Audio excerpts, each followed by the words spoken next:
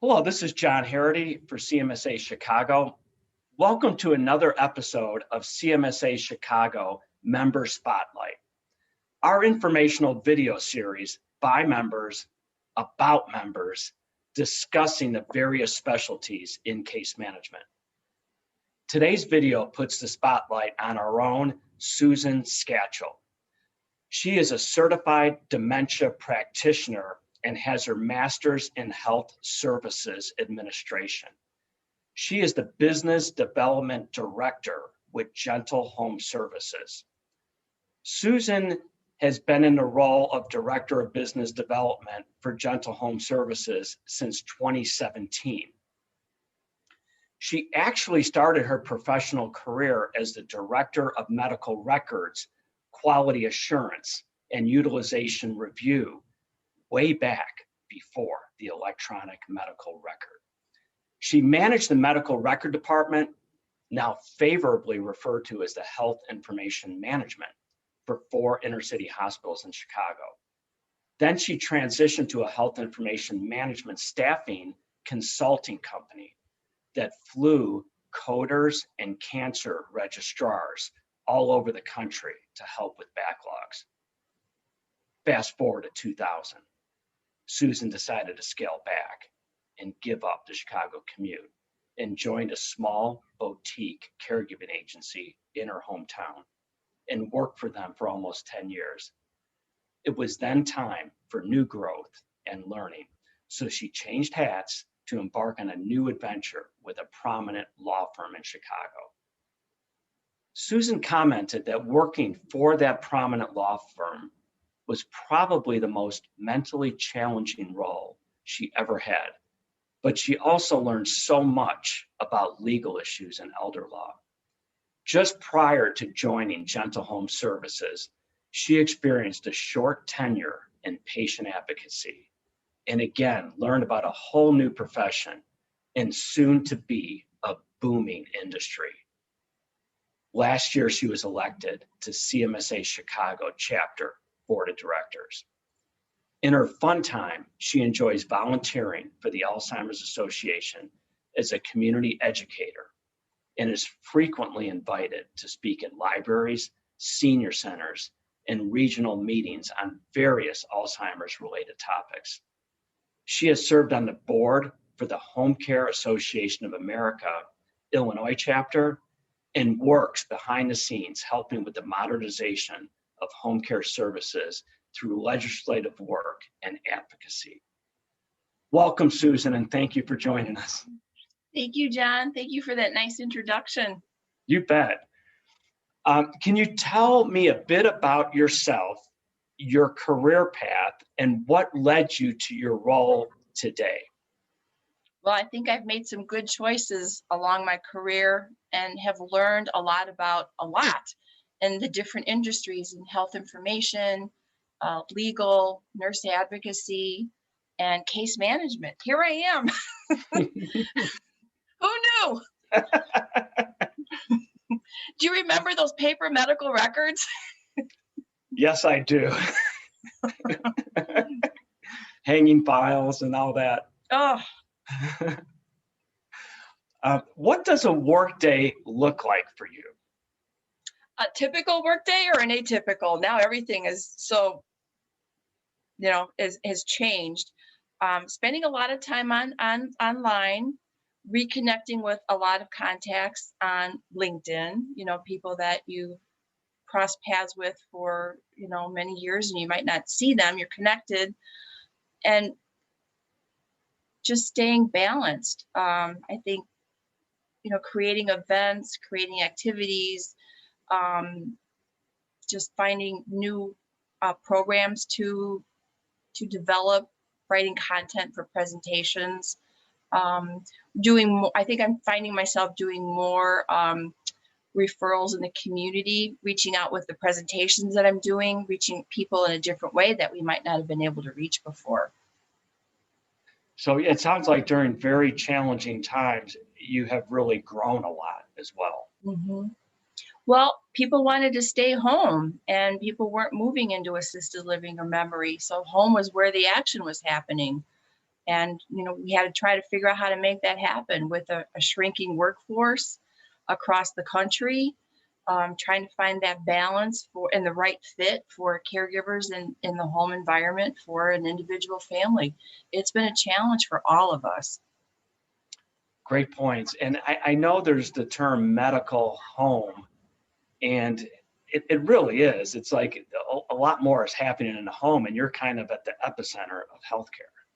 Right. And that's why it's so important for us to modernize our home services scope of practice so that we can deliver some of these services safely under the license that we have without putting our license in jeopardy. The families are asking for it. Medicare made some sweeping changes for their delivery model this year, and we're just hoping that, soon that we can have the same balance to work side by side. Absolutely. What do you enjoy most about the work you do? Oh, good question. I think I'm at the right place at the right time, doing the right thing for all the right reasons. I love this industry, and I think solving the problems that people are facing. When you're listening to that story with a family or the older adult, sometimes you hear things that they don't verbalize or they're not aware of. They don't know what they don't know until they're in a crisis situation. And being able to offer solutions that can accommodate their desire to heal well at home, or if they are looking for placement, sometimes we're that short-term bridge before they need to get into a memory care or assisted living. As long as care can be provided safely in the home environment, and if the older adult or the disabled individual wants to remain at home, why not try to make that happen? Yes. What are you most excited about right now? Hmm. There's a lot of things. I think excited or grateful. Grateful we're still employed. Um, Grateful that spring is right around the corner. I'm grateful for the membership and being on the board for CMSA. The diversity of resources and knowledge in people is so incredible.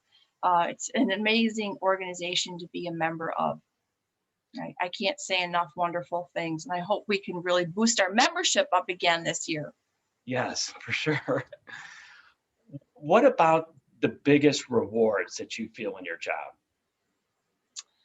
Knowing that you've done a good job, I think it's important when you're seeking a career change that you work for people that have the same values and beliefs that you have. Now, I'm not talking about political beliefs, but the way you run your business and the way you treat people and the way you recognize your caregivers. Those were really important to me. I feel it's real important that you follow the rules, whether it's, through um, IDPH or the labor laws. That's really important to me that we are doing the right thing for the right people and enabling people to remain at home for as long as home is their choice to be. Yes, Susan, it's such a gift that you're providing, and I just think when these folks you're working with, you're just having such, you really seems like you're carving out sacred space. You said sometimes they might be on the doorstep of going to a memory home, or they might just be like, if Gentle Home Services just stays with me, I can stay in my home longer. And Right, right. And it's very different even for the caregivers. I mean, they're in that home environment. We're in a hospital or in a community, you can go to another floor, you can go down to the end of the hall, you can go to the cafeteria.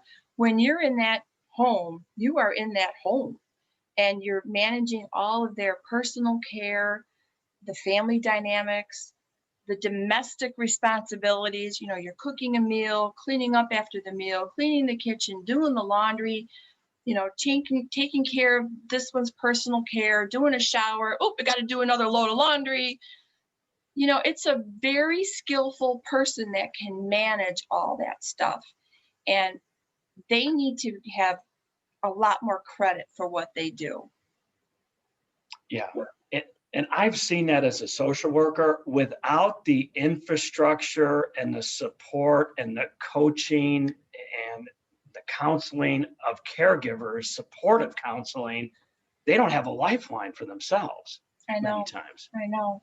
And, our staffing coordinators and the scheduling team, they know these caregivers so well. They have worked for Gentle for 12 and 18 years. I mean, this is their work family. They know, the triggers, and they've got to be available when they need help. How do I deal with this situation? Or I need another idea. This isn't working. Or the family wants me to do this, and it's not quite, what the scope of service should be. Right. So, that we've got to be available for them and know how to solve problems. And I think that's really what I love about the team at Gentle, is they can really help navigate through some difficult stuff. Fantastic. You don't sound like a person that gets surprised or blindsided too often, so is there something that surprised you about the home care industry, which you've been in about 4 years now, right? Well, when I worked for the other company, I was with them for almost 10. So, I feel like this is, back in the saddle again. Not a whole lot's changed. The minimum wage has gone up a lot, and the requirements for training have changed tremendously in the last couple of years. No, I don't like to be blindsided. I think when you're involved in some of these organizations like CMSA or the Home Care Association, when you're involved and you're on committees, I think you eliminate a lot of that surprise stuff. Because you're involved, you're facilitating change, you're facilitating, some legislation, you're being an advocate.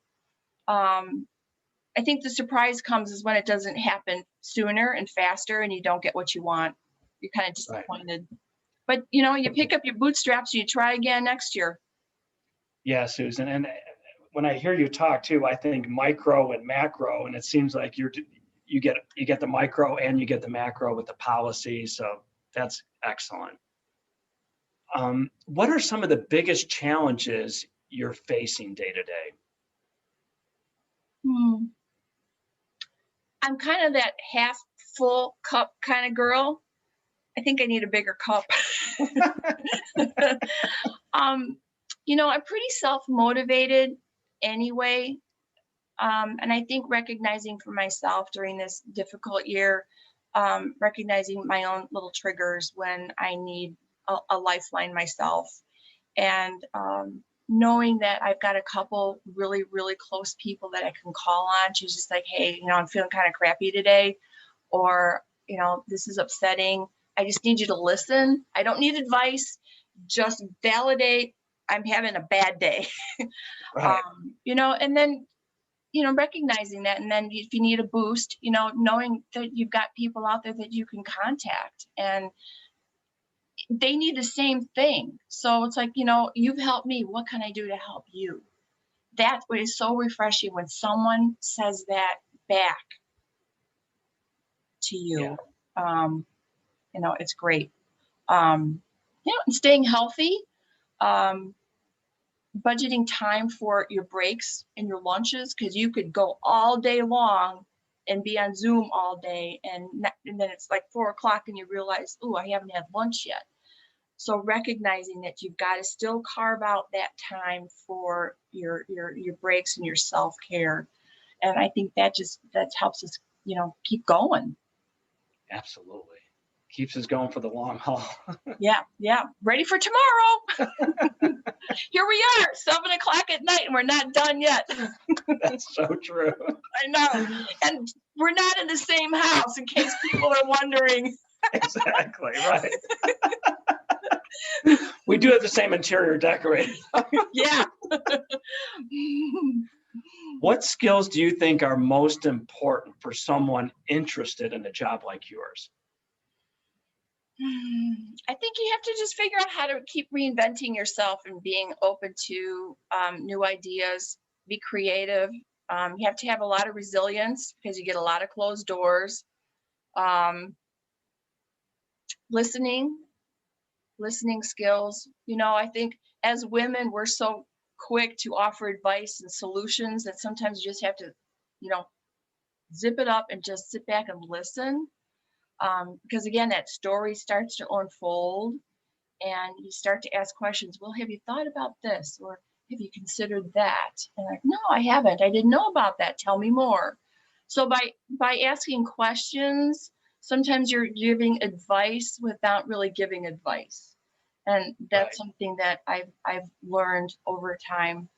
And then having the resources through the Home Care Association or through the legal industry and through CMSA, knowing that you can connect the dots for a lot of people because you could find somebody for anything.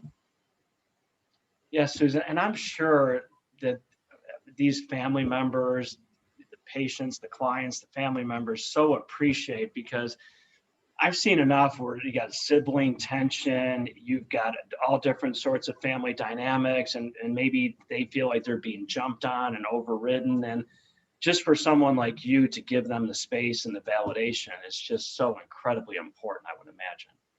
Well, I think it's important when you're talking to a family, when we were all used to be in person and you'd be sitting in the living room, is to keep that older adult engaged. You're talking to them, not around and about them with their children.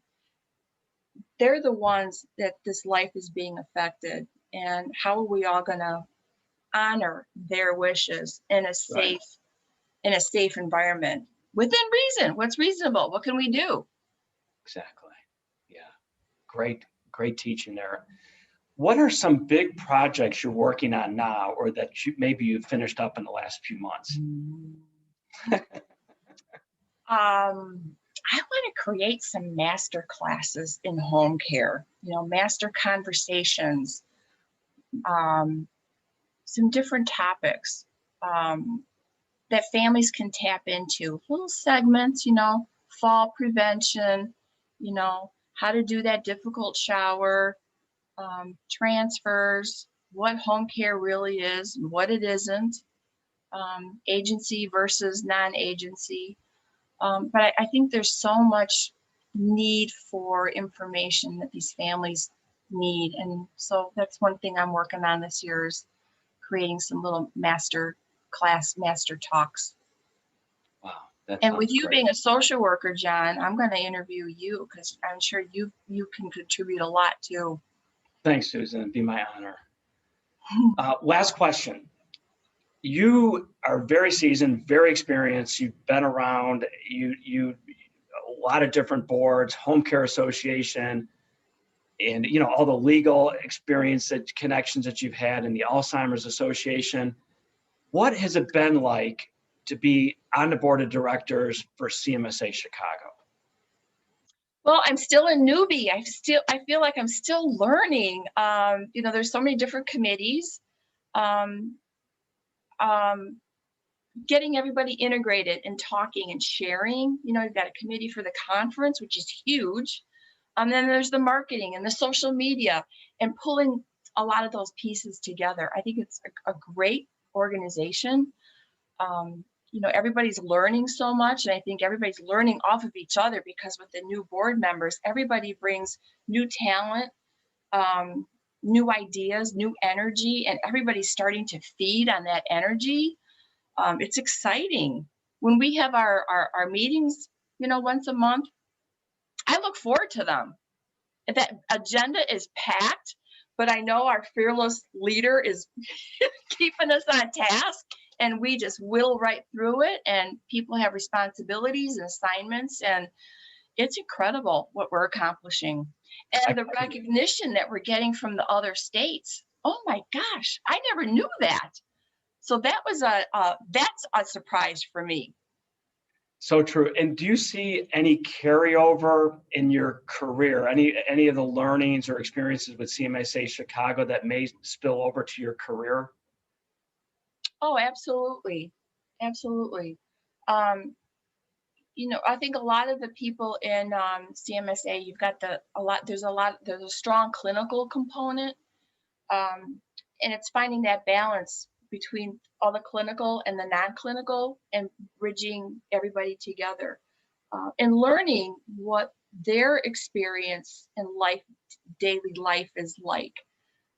They've got different challenges dealing with healthcare and care management, working remotely and short staffed, positions are down and some hospitals are looking for, Right. 8 and 10 people. Um, our healthcare system is fractured. And I think hopefully all of us working together, we're starting to put some of these new pieces back together and bringing care back into healthcare. Well said. And on that note, Susan, thank you so much for being with us tonight. It's been a pleasure and there's been a lot of learnings. Thank you. Thank you, John. Looking forward to the rest of this year. Likewise. Thank you. Have a good night.